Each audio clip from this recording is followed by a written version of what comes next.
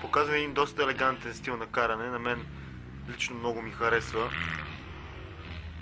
Стабилно се движи по трасето, с лекота преминава през препятствията.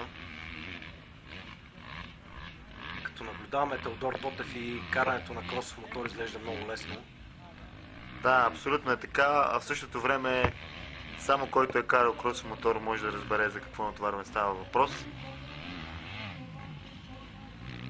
Но да се надяваме, че с повече такива състезания ще има все повече любители на мотокрос и суперкроса в България, така че хората ще са доста щастливи от това, което се случва на българската мотосцена. Вече сме в последната обиколка на тази серия. Теодор Тотев води пред Крум Кокаров. Стабилно каране за Крум Кокаров, но просто няма как, той е доста изморен, нямаше как да поддържа темпото на Теодор Тотев.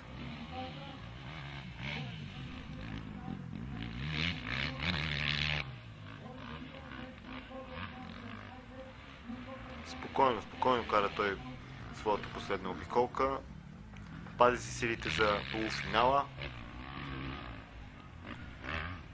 Би трябвало да е така, защото Теодор вече знае, че е на полуфинал срещу Николай Йовчев. При всички случаи няма да му е лесно.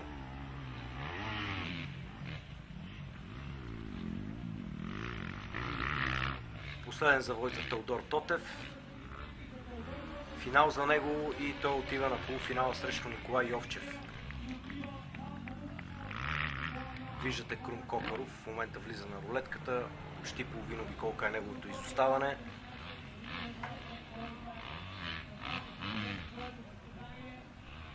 Видяхте едно добро минаване на рулетката от него.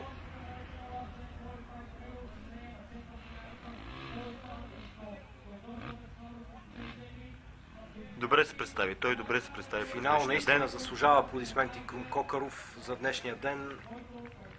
Много серии, много каране за него, много грешки, въпреки всичко успя да се справи. Добре дошли отново, уважаеми зрители. Намираме се на първия полуфинал в Extreme Freestyle Supercross за днес. Николай Куманов срещу Кольо Карастоянов. Един от най-големите фаворити за днешния ден срещу представителя на група Б в българския мотокрос Кольо Карастоянов. Коло има по-добрата позиция на старта. Ще видим дали ще се възползва от нея. 5 секунди.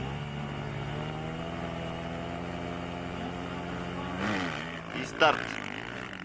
Направи грешка Коло и ето Николай Куманов повежда.